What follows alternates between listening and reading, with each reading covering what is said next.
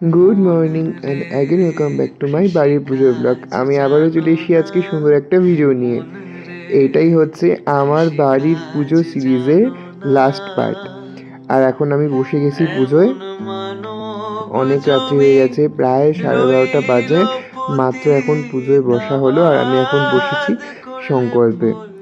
আশা করব আগের ভিডিওগুলোর মতো এই ভিডিওগুলোও এই ভিডিওটাও তোমাদের খুব খুব খুব ভালো লাগবে। নমঃ কার্তবস্মিন গণেশাদি নানা দেবতা পূজা পূর্বকং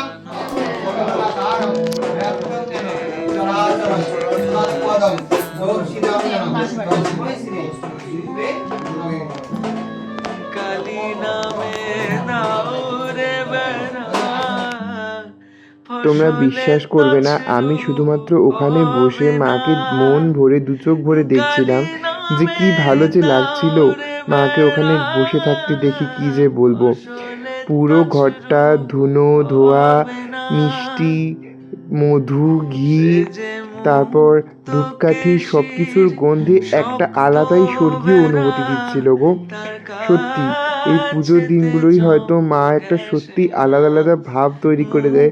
মা মনে হয় যেন ওই ঘরটাতে নিজেই বিরাজমান হয়ে গিয়েছিল। এর জন্য একটা ওই দৈব ঐশ্বরিক স্বর্গীয় অনুভূতি হয়েছিল ওই সময়টায়। কৃষিকাজ জানো না।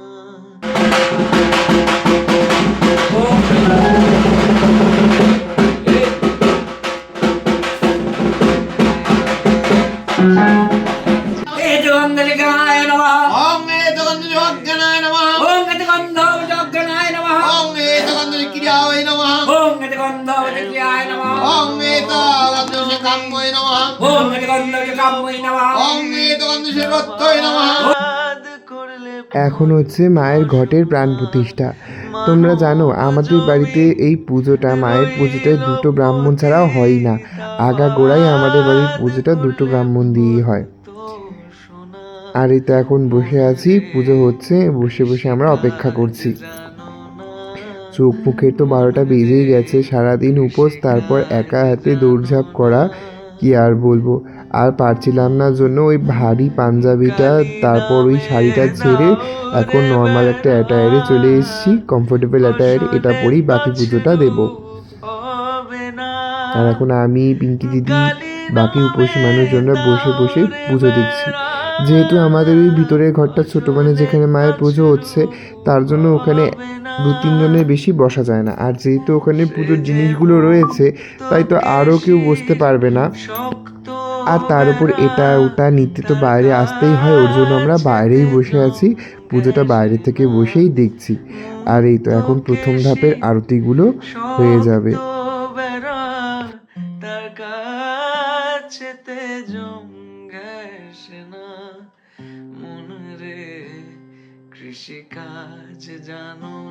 আর একটা কথা কি জানো, আমাদের বাড়িতে যে এই পুরোহিত কাকু রয়েছে, এই কাকু কিন্তু খুব জমাটিয়া মনের মানুষ। খুব মজা করে নেচে নেচে আরতিগুলো করে, এর জন্য এই আরতিগুলো দেখতে আরও ভালো লাগে। আর এই কাকুর নামও আমার বাবার নামে, সুব্রত। সত্যি কাকুর এই আরতি করা দেখলে না আমাদেরই নাচ এসে যায়। আর আমরাও বসে বসে ওখানে একটু একটু করে নেচে নিচ্ছিলাম ঢাকের আওয়াজগুলোতে। কারণ বছরে এই 1-2বারই তো বাড়িতে ঢাকের কাঠি পড়ে, আর এই ঢাকের কাঠিগুলো খুব ভালো লাগে। গোটা একটা বছর অপেক্ষা করে থাকি এই ঢাকে কাঠি পড়ার জন্য।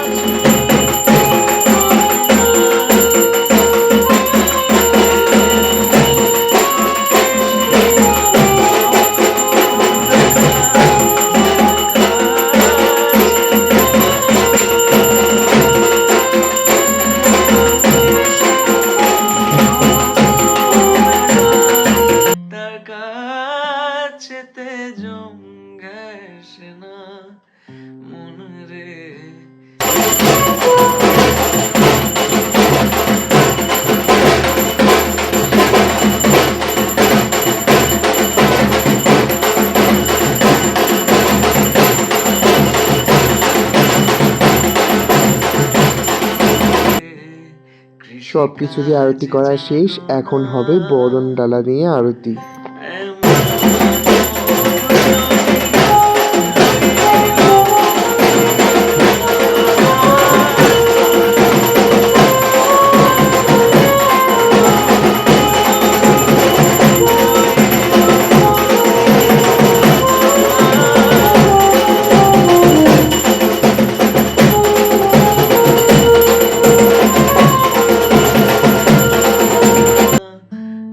দেখো এখন জুম করে মায়ের মুখটা নিয়েছি, কি জল জল করছে না চোখগুলো, দেখে মনে হচ্ছে মা খুব খুশি হয়েছে পুজোটায়।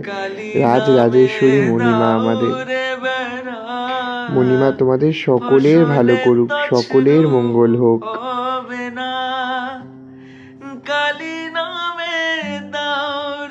এই তো এখন কিন্তু চণ্ডী পাঠ হচ্ছে। আমাদের বাড়িতে পুজো কিন্তু চণ্ডী পাঠও হয়, আলাদা করে চণ্ডী পুজো হয় না, মায়ের পুজোর সময় আলাদা করে মানে একবারই চণ্ডী পাঠ করা হয়।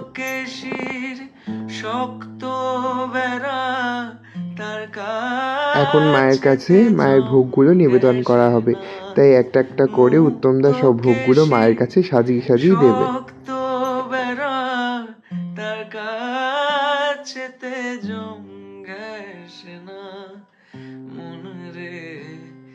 ভোগ নিবেদন শেষ, এখন হবে মায়ের যজ্ঞ অঞ্জলি, তারপরেই কিন্তু পুজো শেষ।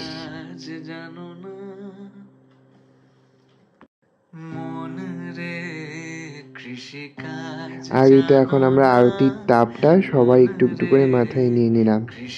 আর এই যে এখন তো যজ্ঞ হবে আর তারপরে অঞ্জলি, তাই এখন সব উপাসী মানুষজনরা এখন আমরা এসে বসে পড়েছি আবার পুজোয়। আর এটা এখন যজ্ঞ শুরু হবে, যজ্ঞের আগুন এখন যজ্ঞকুণ্ডে প্রবেশ করবে। মানব জমি রইল পতিতাবাদ করলে ফুল তো সোনা।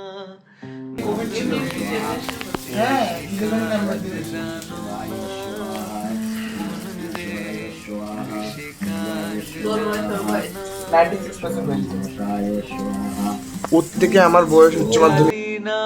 যজ্ঞের আগুনের উচ্চতা দেখেই বুঝতে পারলাম যে মায়ের মনে হয় পুজোটা খুব মনোপ্রত হয়েছে। আর এই যে এখন আমরা শান্তির জল নিয়ে নেব, এরপরে আমরা অঞ্জলি দিয়ে নেব। এই তো যজ্ঞ অঞ্জলি সব শেষ, আমরা এখন যজ্ঞের ফোঁটা নিয়ে নিলাম।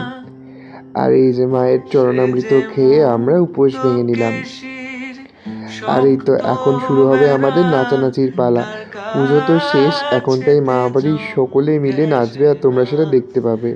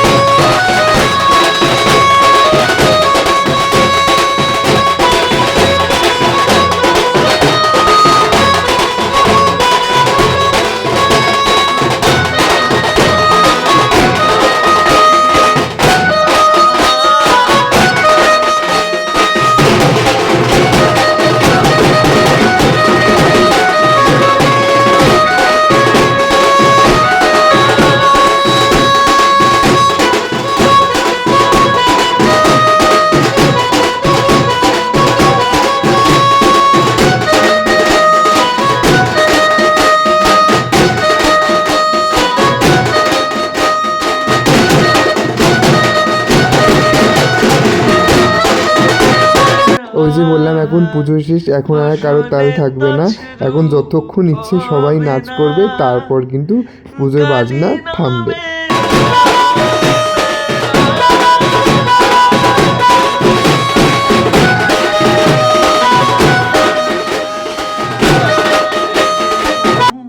এই তো পুজো শেষে এখন তোমরা মণিমায়ের রূপটা দর্শন করে নাও।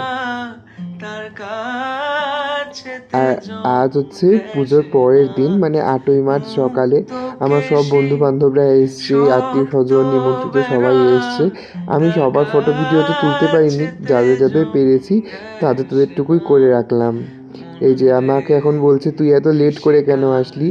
আমি লেট করে এসেছিলাম কারণ আমি সকাল থেকে রেডি হওয়ার টাইমই পাচ্ছিলাম না। সকাল 8:30 9টার থেকেই তো পুজোর প্রসাদ খাওয়ার জন্য সবাই চলে আসে, তো আমি আসতেই পারছিলাম না রেডি হয়ে উপরে যে এসে দেখবো। ওরা এসছে, এমনি দেখা হয়েছে, কথা হয়েছে, কিন্তু আমি ওদেরকে মানে আপ্যায়ন করতে পারছিলাম না। এই যে এখন অনেকে প্রসাদ খেয়ে নিয়েছে, এখন চলে যাবে, বাকিরা এখন বসে বসে আমার ঘরে গল্প করছে। রইল পতিতাবাদ একদল এই ঘরে, একদল ওই ঘরে, একদল অন্য ঘরে, তো সবার সাথে এখন একটু একটু করে কথা বলে নিচ্ছি। আর এই দিনের আউটফিটটা, মানে পুজোর যত আউটফিট ছিল তার থেকে আমার আজকের আউটফিটটা সব থেকে বেশি ভালো লেগেছিল। আমি যদি এই আউটফিটটা কালকে পরতাম আরও হয়তো বেশি ভালো লাগতো। তো যাই হোক, আজকেই তো বেশিরভাগ লোকজন এসছে, আজকেই আউটফিটটা পরেছি, খুবই ভালো লাগছে। কৃষিকাজ জানো না,